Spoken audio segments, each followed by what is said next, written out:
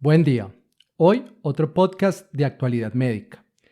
Revisaremos las guías de práctica clínica 2021 de la Asociación Colombiana de Reumatología para el diagnóstico, el tratamiento y el seguimiento de pacientes con espondiloartritis periférica. Estas se dividen en varios puntos. Primero, en pacientes adultos con espondiloartritis periférica se debe usar AINE o DIMAR convencional como primera opción de tratamiento farmacológico, dada su efectividad para control de enfermedad, remisión o baja actividad de síntomas, mejoría de escalas de funcionalidad y seguridad en cuanto a eventos adversos. En pacientes adultos con espondiloartritis periférica se sugieren como primera línea de tratamiento, con una recomendación condicional a favor de la intervención, con una certeza de la evidencia baja. En pacientes con artritis psoriásica se sugiere usar como primera línea de tratamiento el metotrexato, con una recomendación condicional a favor del metotrexato, pero una certeza baja de la evidencia. En el segundo punto, en pacientes adultos con espondiloartritis periférica se recomienda no utilizar glucocorticoides sistémicos, con una recomendación fuerte en contra del tratamiento, pero una certeza de la evidencia baja. Adicionalmente, en pacientes con artritis psoriásica se recomienda no usar glucocorticoides sistémicos, con una recomendación fuerte en contra del tratamiento, pero una certeza de la evidencia baja. Llama la atención esta recomendación debido a que en múltiples estudios aleatorizados de artritis psoriásica vemos como muchos de los pacientes, en una importante proporción, reciben glucocorticoides sistémicos para el manejo de la artritis. En el tercer punto, en pacientes con espondiloartritis periférica que presentan fallo terapéutico o intolerancia a DIMAR sintético clásico, se recomienda el inicio de terapia con un inhibidor del TNF o un inhibidor de interleuquina 17, con una recomendación fuerte a favor y una certeza de la evidencia moderada. En pacientes con artritis psoriásica que presentan fallo terapéutico o intolerancia a DIMAR clásico, se recomienda el inicio de terapia con inhibidor del TNF, inhibidor de interleuquina 17, anti-interleuquina 12-23, antifosfodiesterasa 4 o un inhibidor JAK. Para ese momento recomendaban tofacitinib. Ya conocemos cada vez mayor evidencia de upadacitinib en artritis psoriásica. La certeza de esta evidencia fue clasificada como moderada.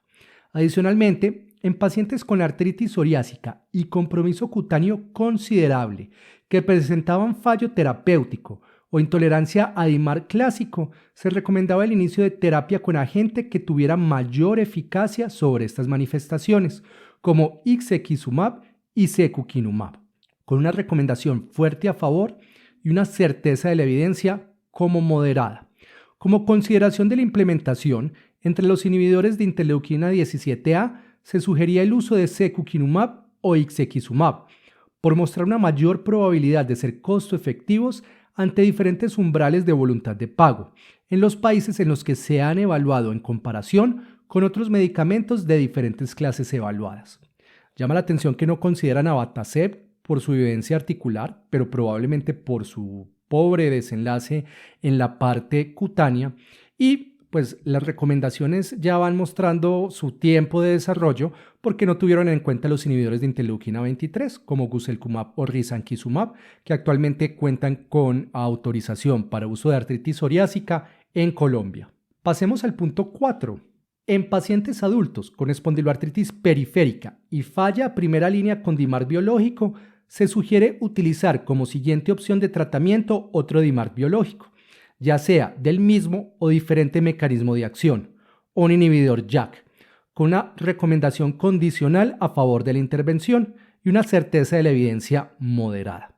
Hay que tener en cuenta que datos recientes del último ACR sugieren que la persistencia es mayor cuando se cambia de clase terapéutica. Como punto de buena práctica, la decisión de cambio o descontinuación de la terapia con un primer DIMAR biológico debe realizarse de acuerdo con un análisis objetivo de la actividad de la enfermedad a partir de herramientas de clinimetría válida, esto como consenso de expertos.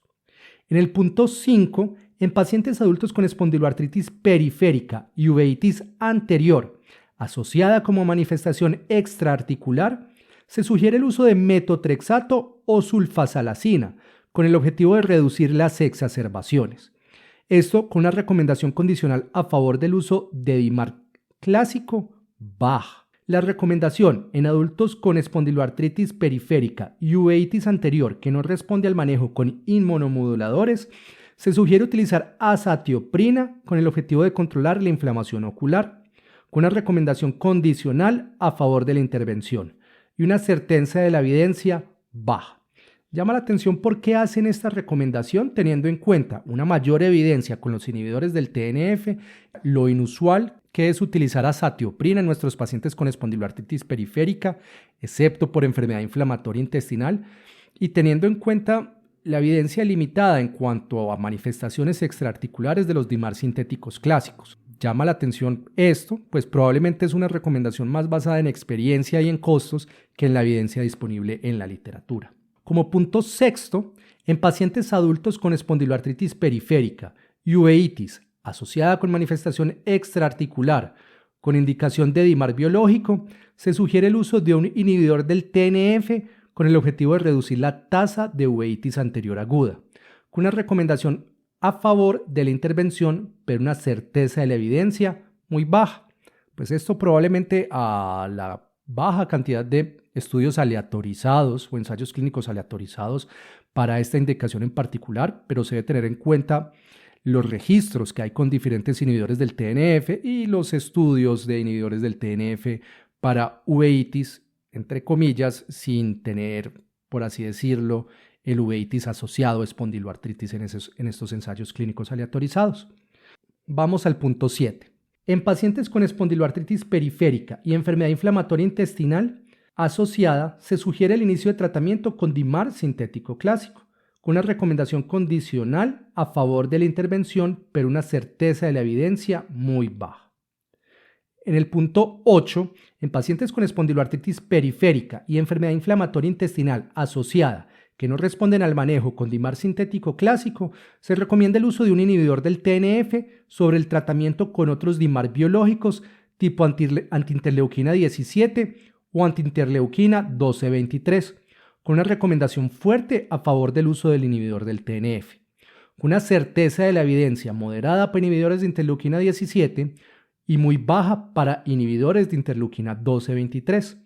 Como punto de buena práctica, al momento de escoger el inhibidor del TNF en estos pacientes, se sugiere la preferencia por el uso de anticuerpos monoclonales sobre los DIMAR biológicos de receptor soluble, con una certeza de la evidencia moderada. Anotan que es necesario monitorizar periódicamente a los pacientes bajo este tratamiento en busca de eventos adversos a largo plazo. Nuevamente, llama la atención la ausencia de otros medicamentos, pero probablemente refleja la época de desarrollo de estas recomendaciones. Actualmente algunos inhibidores JAK tienen autorización para enfermedad inflamatoria intestinal. Hay estudios con inhibidores de interleuquina 23 en enfermedad inflamatoria intestinal. Los inhibidores de interleuquina 2 y 23 cada vez van tomando más espacio como un medicamento de segunda línea para ciertas presentaciones de enfermedad inflamatoria intestinal. Como punto 9, en pacientes con artritis psoriásica se recomienda evaluar la actividad de la enfermedad con DAPSA por su adecuada capacidad de discriminar la actividad de la enfermedad. Esto como una recomendación condicional a favor y una certeza de la evidencia moderada. Como punto de buena práctica, de ser posible, sugieren complementar la evaluación DAPSA con la escala de Minimal Disease Activity, teniendo en cuenta que la evidencia no permite establecer superioridad de un índice sobre el otro, pero sí pueden complementarse al evaluar diferentes dominios. Esto con una certeza de la evidencia moderada. Y hay que tener en cuenta que DAPSA es una clinimetría diseñada nada más para capturar la parte articular, pero no tiene en cuenta la parte cutánea. Por último, el punto 10 anota que en pacientes con artritis psoriásica se sugiere el uso combinado de metotrexato con DIMAR biológico, ya sea inhibidor del TNF, antiinterleuquina 17 o antiinterleuquina 12-23, con una recomendación condicional a favor de la intervención, pero una certeza de la evidencia baja.